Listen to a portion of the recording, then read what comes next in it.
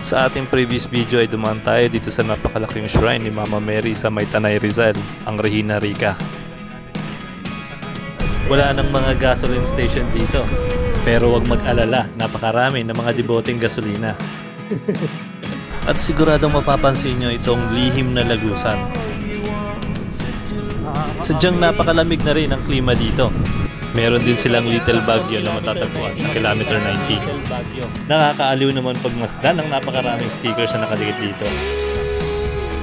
At narating ko rin ang Jariel's Peak kung saan tayo nakapagkape, nakapagmuni-muni at nakapagkwentuhan kay Sir JV. Dito ko lang din siya nakilala. At sa bidyong ito, samahan nyo ako puntahan natin ang pinakadulo ng Marilake Highway.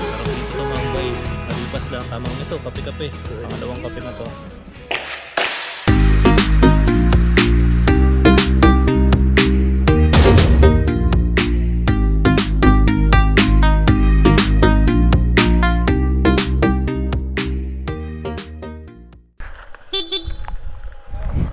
Sige sir, salamat.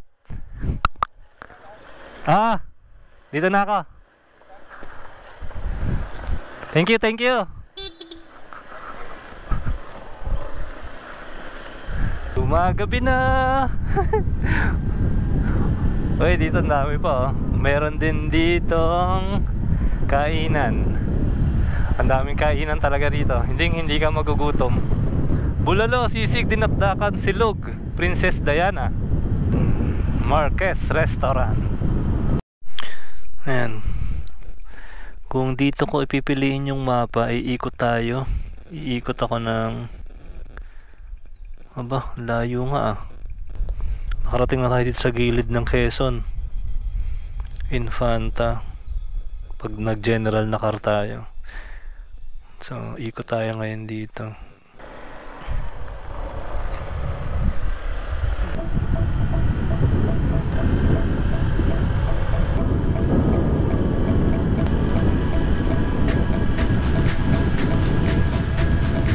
May ginagawa. Uy, takot to ah. Parang gumuho tong part na to. After 25 kilometers, ma-reach na natin yung dulo nitong Infanta Quezon, yung Marilake Highway. Tingnan din natin yung daan pa kanan, tulad ng sinabi ni Sir JV kanina.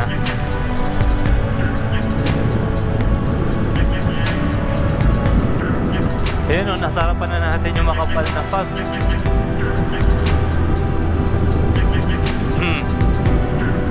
Oh ha?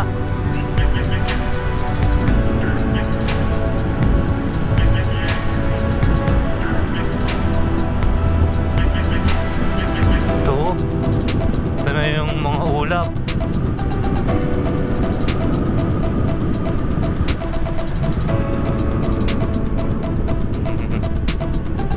Wow!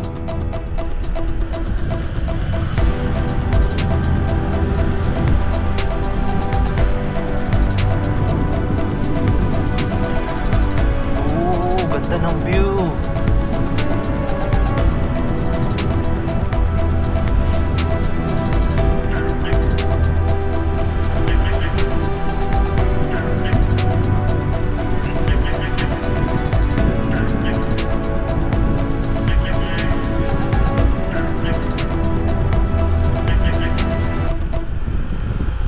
Dahan-dahan lang at ang daming kurbada.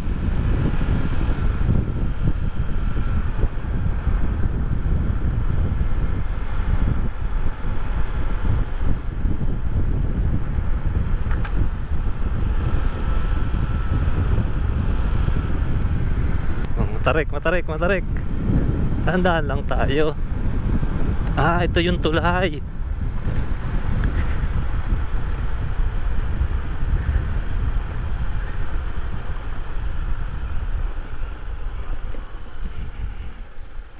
Anong tulay to?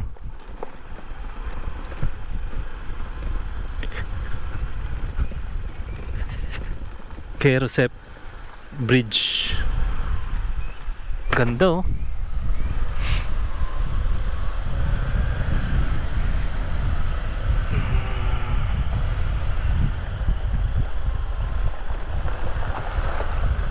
mga tindahan naman dito.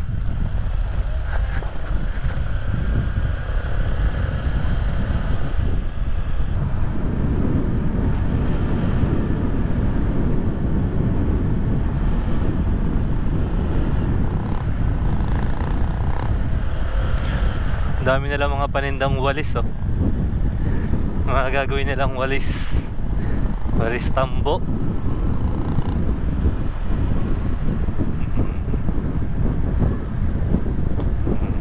Nakabalanse sa motor nila yan.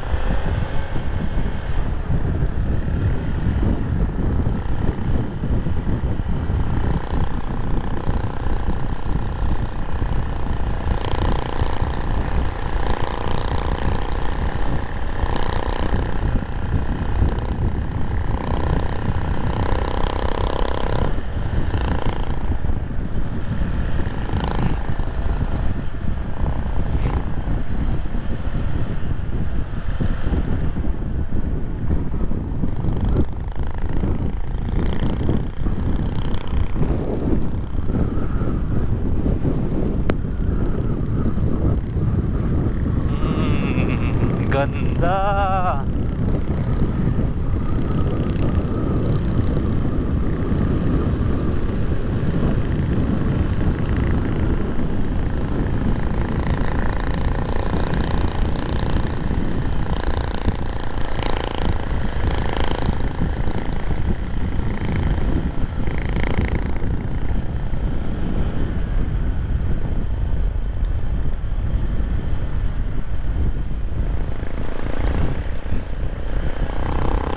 May isang tulay ulit dito.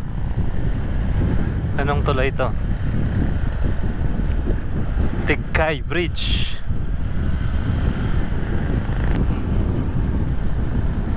Ito, dito yata yun. Na isang malaking daanan, isang malaking tulay. Kakawayan. Ayun, yung paliguan. Dito nga. Yung pala yun. Pwede rin mag-camp.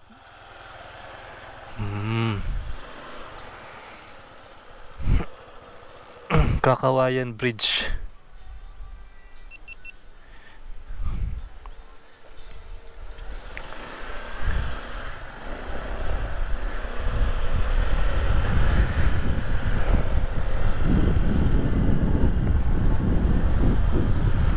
Napakaganda ng nakikita ko ngayon sa harapan. Yung mga ulap bumabalot doon sa mga bundok.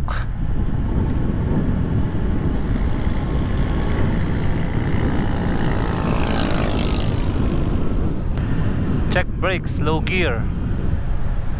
Mukhang pababa to, ah. Yun yung mga bundok. Oo nga, pababa nga.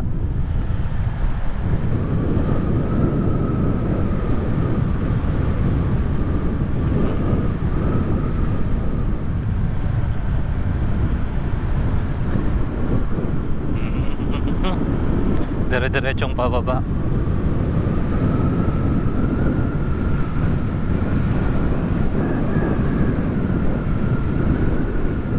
Tapos Snake Road.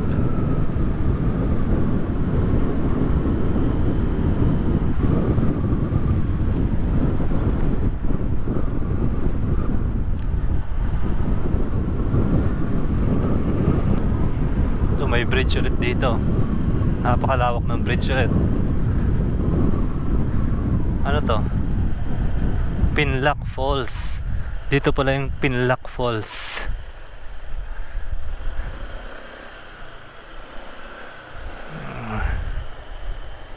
Pinlock Bridge. Nice, ang ganda. Dito tayo sa kabilang side din. Ang ganda, oh. Mhm. Picture muna tayo.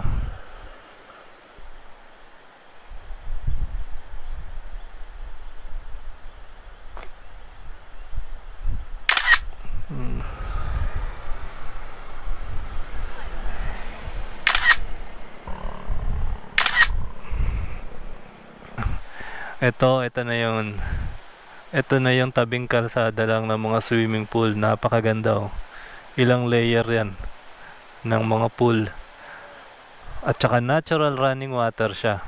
Meron pa lang tubo dun oh. May tubo pa dun na nakausli. Galing din sa bundok yan. Diyan sa taas.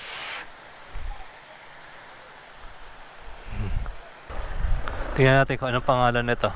Nitong resort na to. Lola's Haven pala. Meron silang day tour, merong overnight. Tama ba? Oo nga, ayan. Lola's Haven Resort and Adventure Camping. Entrance day tour 30. Adult and kids na yon. Overnight 50. Dito yung matatagpuan sa may Sitio Pinlac.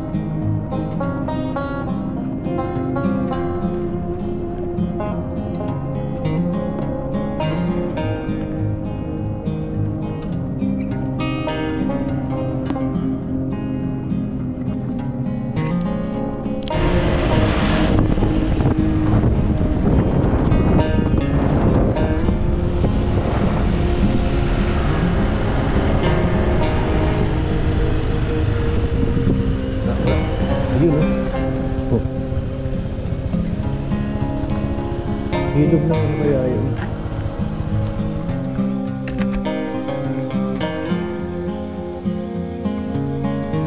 Ganda oh.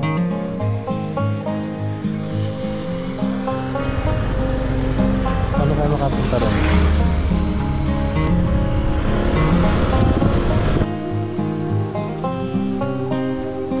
Yan, malapit na natin maabot yung Marilake endpoint. Pero bago yan, nakita ko tong lugar na to. Itong river dito. Hindi ko pa alam kung ano eksaktong pangalan ng river na to, pero siguro makikita ko yan doon pagdating doon sa may baba.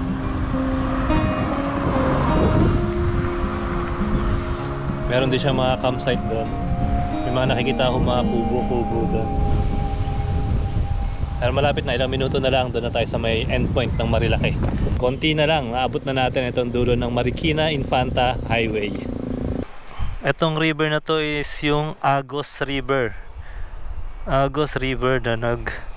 Ito, mayroon ng mga camping site dito. Balay Agos, KM3. Yan. Malapit na, konti na lang. Makikita na natin yung endpoint. Mararating na natin itong endpoint na itong Marikina Infanta Highway.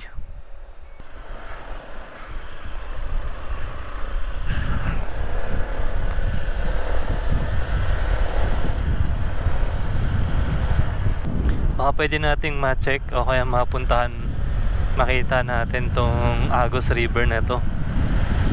Umaambon dito.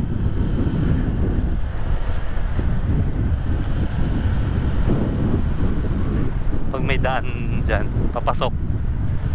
papasukin ko habang maliwanag pa.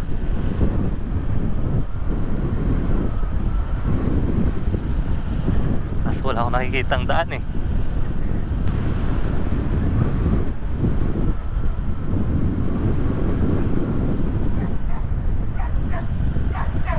Doon, tignan natin nga.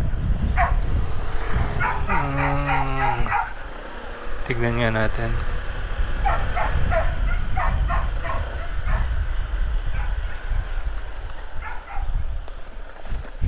Ayan o.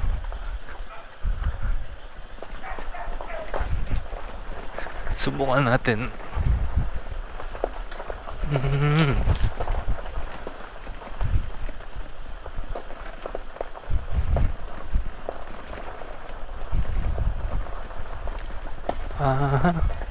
Magandang gabi po.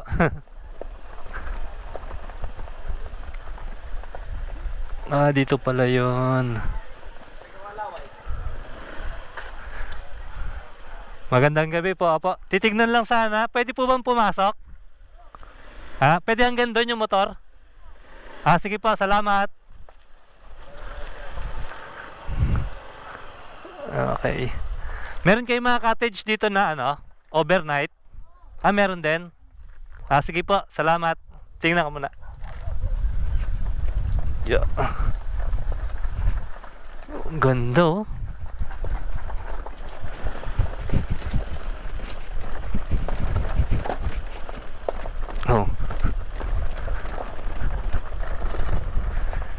Ito yung Agus River.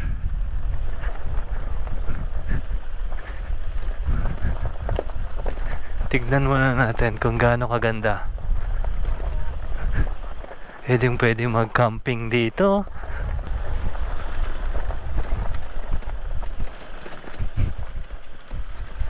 Dito na lang siguro.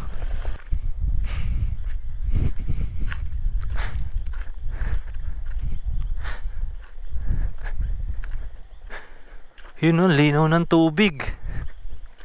Ganda oh.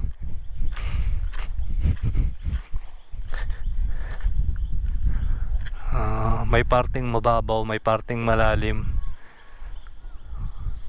Malinaw ang tubig dito. Sarap mag-swimming dito lalo na tanghali. Medyo malamig-lamig yung tubig.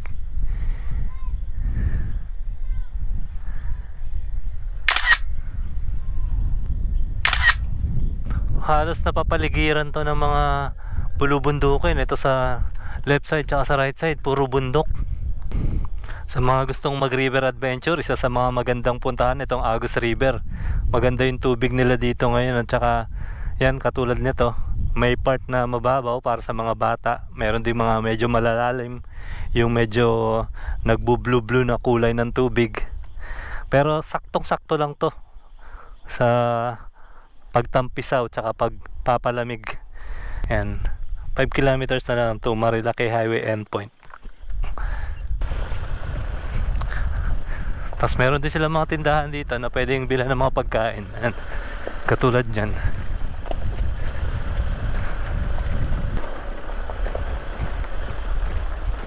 Yep.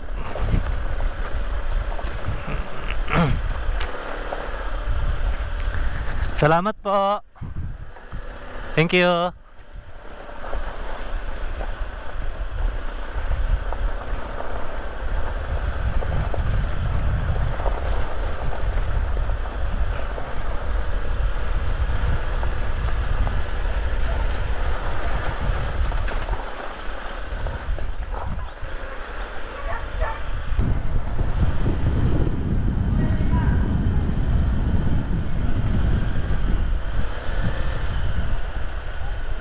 May mga gasoline station dito.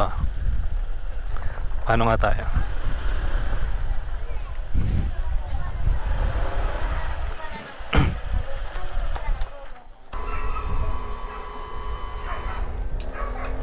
Dumidilim na. Nakalaan bago magdilim, maabot natin yung dulo nitong Marilaki Highway, pinaka endpoint. Inabot na nga natin ang pinakadulo ng Marilaki Highway. Dito nakatayo ang historical landmark ng Infanta. Ito ang intersection papuntang Real, General Nakar at Infanta. Napakaraming magagandang lugar ang nadaanan natin. So, ito na pagdesisyonan ko. Dito tayo sa may Real. Mas malayo.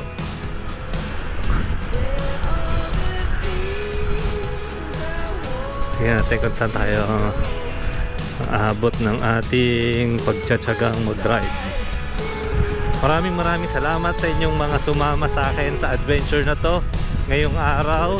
Sa mga susunod ulit nating adventure, kung kayo ay nakaabot hanggang dito sa dulo ng ating video, maraming salamat po sa inyong suporta. At sa mga susunod nating videos, kayo po ulit ang aking kasama. So, see you next time. Don't forget to click the subscribe button sa aking YouTube channel. Tsaka yung notification bell, padamay na rin po para ma-update kayo, para ma-notify kayo kung meron tayong mga bagong upload at meron tayong bagong adventures na pupuntahan. Maraming salamat po sa inyo ulit sa susunod na biyahe. Thank you!